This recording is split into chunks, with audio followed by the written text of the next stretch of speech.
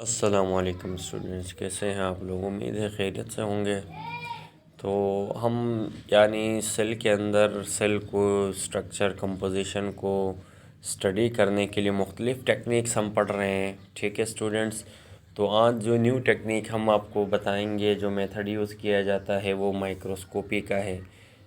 Cell को पढ़ने के लिए या सेल को समझने के लिए आसानी से हम या हो सकता है उसमें मुख्तलिफ़ बैक्टीरिया हैं, माइक्रो ऑर्गेनिज़म्स हैं, उनके सेल्स की स्टडी करनी है तो हम मुख्तलिफ़ माइक्रोस्कोप यूज़ करते हैं। आप लोगों को पता है, जैसे हमने पहले लाइट माइक्रोस्कोप यूज़ होते थे शुरू में, फिर बाद में तरक्की हो गई तो हमारे पास इलेक्ट्रॉन माइक्रोस्कोप आ गए। फिर इलेक्ट्रॉन माइक्रोस्कोप में एक इलेक्ट्रॉन ट्रांसमिशन माइक्रोस्कोप है और एक इलेक्ट्रॉन स्कैनिंग माइक्रोस्कोप है। तो याद रखिएगा स्टूडेंट्स, माइक्रोस्कोपी हमारे पास वो प्रोसेस है जिसके ज़रिए हम मुख्तलिफ़ सेल्स को या उनके ऑर्गेनल्स को या मुख्तलिफ़ माइक्रो ऑर्गेनिज़म्स के सेल को माइक्रोस्कोप की हेल्प से क्या कर रहे हैं, स्टडी ऑफ सेल और माइक्रो ऑर्गेनिज़म्स करें। तो इसी को हम कहते हैं माइक्रोस्कोपी। तो उसके लिए आप लोगों को पता होना चाहिए स्टूडेंट्स कि ये जो माइक्रोस्कोप, इनकी कुछ क्वालिटीज़ होती हैं। एक तो इनमें रेजोल्यूशन होती है और दूसरी मैग्नीफिकेशन। ये इनकी क्वालिटीज़ होती हैं जिन पे ये बने हुए होते हैं। तो आप लोगों को पता होना चाहिए कि ये जो रेजोल्यूशन है, इसमें ये होता है स्टूडेंट्स, याद रखिएगा कि इमेज को कितना ये क्लियर करके या साफ वाज़ेह करके दिखाता है वो उसकी रेजोल्यूशन कहलाती है। मैग्नीफिकेशन ये है कि फ़ॉर एग्ज़ाम्पल ये हमारे पास एक सेल था, इसका साइज़ 2 नैनोमीटर था फ़ॉर एग्ज़ाम्पल। तो अब ये क्या करेगा, जब आप माइक्रोस्कोप में इसको देखोगे तो ये इसको 5 टाइम्स उसको इतना बड़ा करके दिखाएगा। पहले ये कितना छोटा था, तो इसी चीज़ को मैग्नीफिकेशन कहते हैं कि उसकी ओरिजिनल साइज़ से उसको बड़ा करके दिखाता है।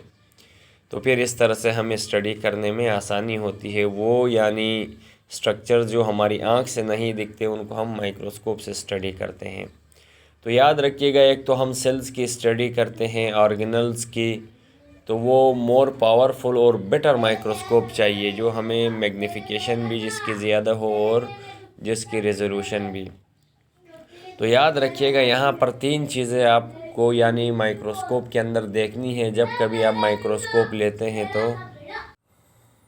तो स्टूडेंट्स, ये चीज़ें आपने देखनी है जब कभी आप माइक्रोस्कोप को जज करेंगे। तो एक तो उसकी मैग्नीफिकेशन देखनी है, दूसरा उसका रेजोल्यूशन और कंट्रास्ट देखना है। तो ये चीज़ें हम अभी आप लोगों को, तो यहाँ पर स्टूडेंट्स आपने ये चीज़ें देखनी है।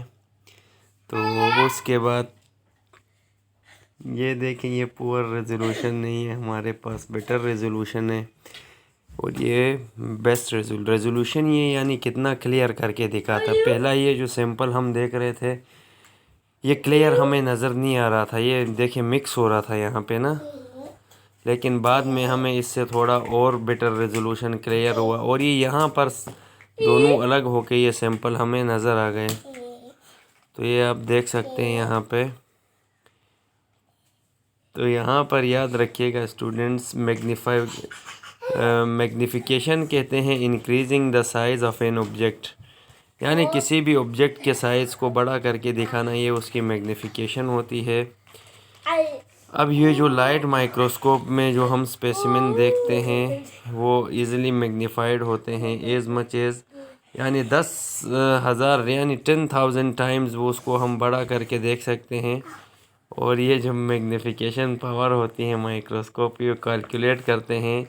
हम क्या कर देंगे, मल्टीप्लाई कर देंगे जो आई पीस है उसकी पावर को किसके साथ, उस ऑब्जेक्टिव के साथ। ऑब्जेक्टिव याद रखिएगा, ये अब हमारे पास माइक्रोस्कोप है, यहाँ ऊपर आई पीस से हम देखते हैं और नीचे हमारे पास होता है ऑब्जेक्टिव होता है उसके ज़रिए, और ये ऑब्जेक्टिव इसको बड़ा करके। तो यहाँ याद रखिएगा, ये स्पेसिमेन को हम क्या करते हैं, नीचे ये अगर माइक्रोस्कोप है, ये आई पीस है जहाँ से हम देखते हैं, और ये नीचे ऑब्जेक्टिव लेंस होता है, और ये ऑब्जेक्टिव लेंस हमें क्या करता है, इसको बड़ा करके दिखा देता है किसी भी सैंपल को। तो तो फिर ये उस पे हम क्या करते हैं स्टूडेंट्स, तो ये उसमें गए ऑब्जेक्टिव लेंस पे हम उसको मैग्नीफाई करते हैं। तो ये 10,000 यानी 1000 टाइम्स यानी 10,000 टाइम्स ये बड़ा करके दिखाता है उसको। तो ये मैग्नीफिकेशन पावर है माइक्रोस्कोप की। अब वे हमने क्या कर दिया, हमने मैग्नीफाई किया, उस इमेज को लार्ज कर दिया, यानी उसकी जो एक लिमिट थी उससे बड़ा किया।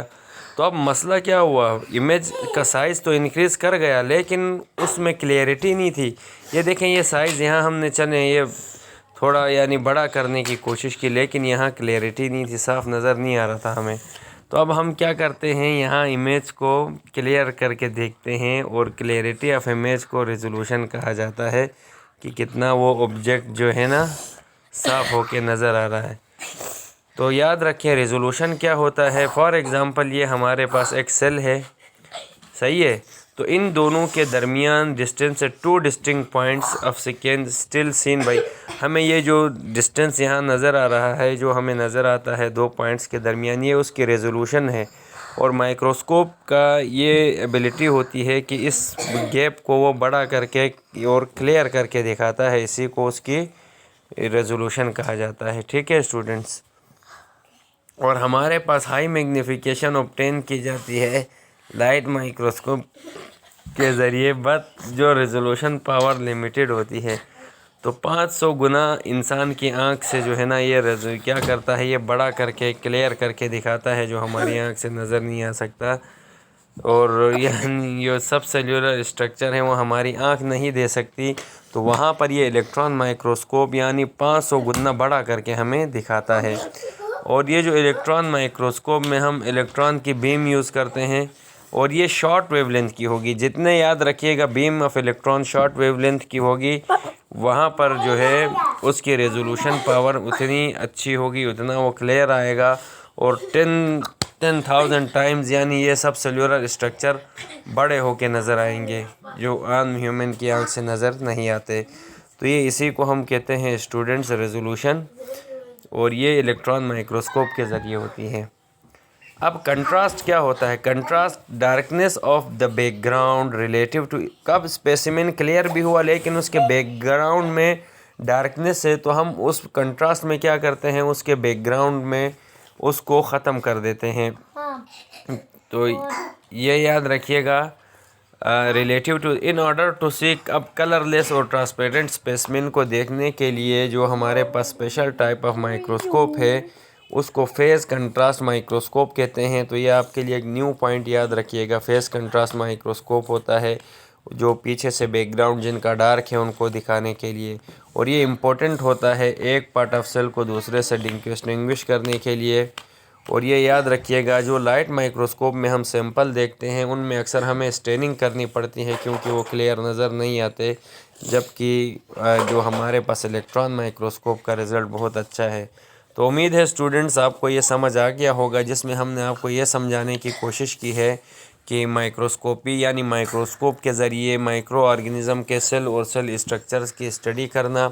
फिर उसकी हमने 3 क्वालिटीज़ समझाई कि मैग्नीफिकेशन, रेजोल्यूशन और कंट्रास्ट क्या होता है, और स्पेसिमेन में ये कैसे इन क्वालिटीज़ पे इम्पेक्ट पड़ता है। तो उम्मीद है ये समझ आ गया होगा आप लोगों को। वालेकुम अस्सलाम।